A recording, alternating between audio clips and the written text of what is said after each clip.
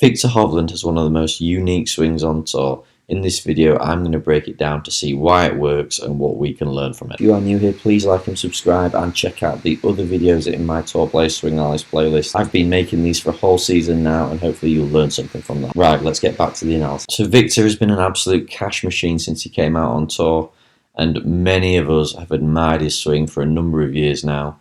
So just thought it'd be interesting to break it down, maybe discuss why he's not playing so well this year, and if there's anything that we could copy from his move that would help us either strike the ball a bit better or hit it a little bit straighter. So just looking at his address position, I really like his old school posture, and by that I mean I'll really enjoy this curve to his spine. He's definitely got like a flexed thoracic, which I really like. It sort of forces his shoulders forwards, lets his arms hang down. And overall, it's just a fairly relaxed posture. Back of his arm nicely over the balls of his feet, which is a checkpoint I talk about all the time. And his backside just a few inches behind his heels. This is a great posture for golfers because it's going to allow you to make a massive turn, which is always something we can do more of. From face on, he does have quite a strong left hand, but a neutral right hand grip. He has a good amount of spine tilt away from the target in his address position, and that does feature in his backswing and then later his downswing. But all in all, things here are just really neutral. So as we take the club away, we're going to start to straight away see some of the things that Viktor does differently in his swing. So you can see in this first early takeaway position how close that club face is. He's got little to no forearm rotation during this phase of the swing, and he's moving the club fairly straight back with the club face looking down and the right hand on top. As he goes to later in the takeaway, you really can see that club face now looking straight down. Still hasn't got much forearm rotation, quite a steep shoulder tilt, and he's really keeping his right arm straight and on top.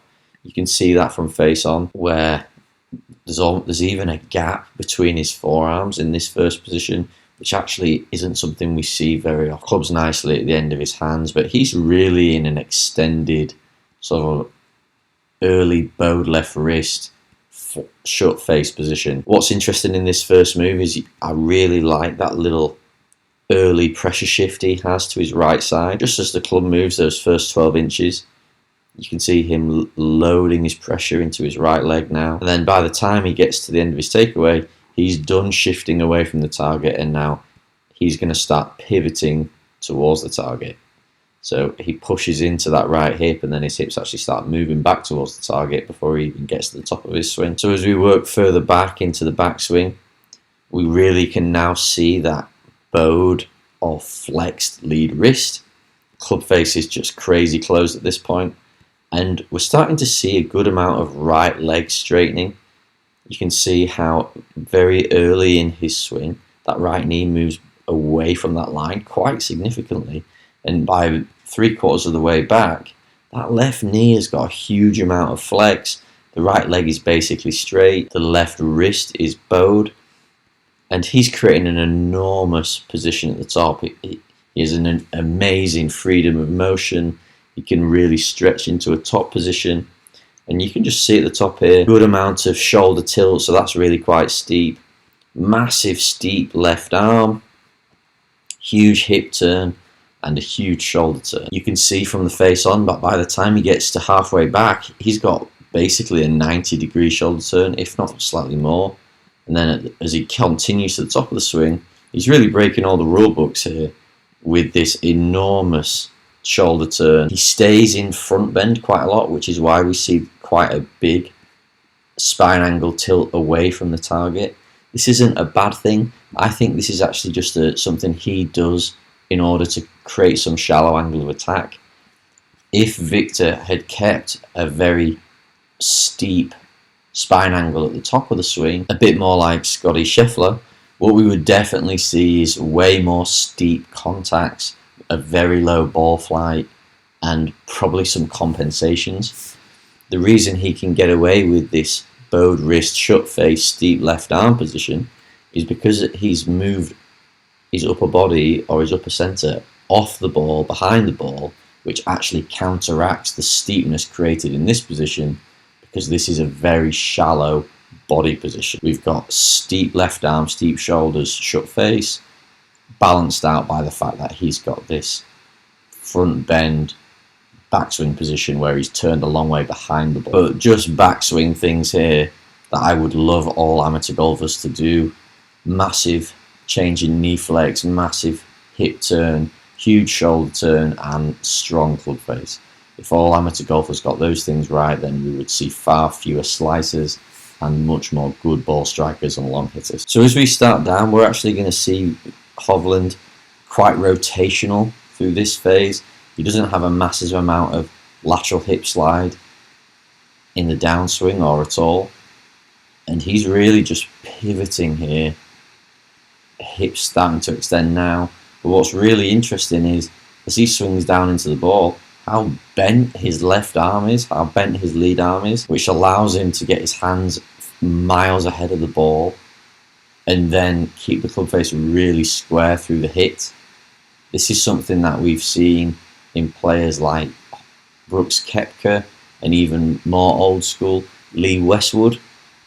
And this is why these players are able to hit the ball so straight. Hovland has one of the smallest club face closure rates on tour, and that's because his left arm is bent, which then allows him to drag the club through, as opposed to someone like McIlroy, whose left arm's straight and is releasing the club really hard. We see from down the line, he has a little bit of an over-the-top hand path, but actually still sends that club head way behind him in transition.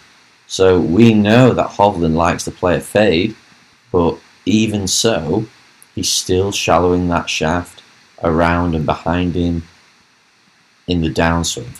It's not just a over-the-top hand path and over-the-top club path. It's over-the-top hand path with slightly shallow shaft, and that's what makes this function. Now, the other thing that allows Viktor to keep that face super square through the release is just how close he has the club face prior to contact. I talk to amateur golfers all the time about trying to get the club face as square as possible, as early as possible, because that then allows less work at the bottom of your swing in order to square the face and create power. If you're a slicer, then you could do an awful lot in fixing your slice, in just trying to get that club face shut earlier. So Viktor's face is looking at the ball prior to impact. This is a brilliant position. As he swings through the ball, we see that bent left arm. We see a really steep shoulder playing through contact. His hip, look how open his hips are in this part of the swing. All of these things are what allow him to have a really passive hands and a passive release. If you are tall at impact with a straight right arm and not a lot of hip turn, you're never going to be able to copy this. This is a move for those people who can get the club face square early, they can get their body open, and they can create speed with their body, and they're not relying on their hands and arms for speed, which isn't everybody. This is a unique swing for a reason. There aren't many guys in the world that can do this. We can just think of Koepka and Neiman as the two players who are most similar to this, and so that's not a lot of players. As we go through the shot, we see that square face release, loads of lag, loads of compression, really steep shoulders. I love this. I love how the club is yet to pass his hands. This is great for someone who wants to just fade the ball all the time. And then really nice extension into the finish. Absolutely adore this curve in his lumbar into his thoracic. That helps him hit the ball higher from a steeper position. And I always would like people to feel like they're finishing chest up, because that's just going to allow them to strike the ball a bit cleaner and help them hit the ball up in the air a bit more, carry it a bit further, and stop the ball on the green a bit quicker. Just into the follow through on the down the line. Still got super steep shoulders, hips are really open, gap between the knees, club face is yet to pass the hands, and face is still square. And then I don't know many people who could get into this position without injuring themselves, basically.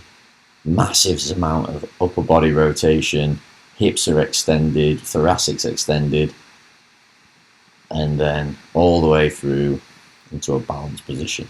So there's loads to talk about here, but things that we could all do a little bit better are big change of knee flex, strong left wrist, strong club face, big turn at the top, and then if it was possible, send that club behind you to start down, and then stay down and turn hard through contact, and that's going to give you good strikes and controlled ball flight. This is a great swing. Viktor will come back to form, I have no doubt, and he will become a catch machine once again. If you do like these videos, please have a look at my other tour player swing analysis. I do release these every week, so hopefully you find them useful. Before we get into the video, if you are new here, please like and subscribe, and check out the other videos in my tour player swing analysis playlist. I've been making these for a whole season now, and hopefully you'll learn something from that. Right, let's get back to the analysis. Thanks very much for watching the videos. If you can please like and comment to boost the engagement, and subscribe if you don't already, that'd be great. If you like what I put out in these videos, you like what I say about technique, I can actually help you with your game no matter where you are in the world. So if you just want to click the link in the bio, it'll take you to Skillist, which is an online coaching platform,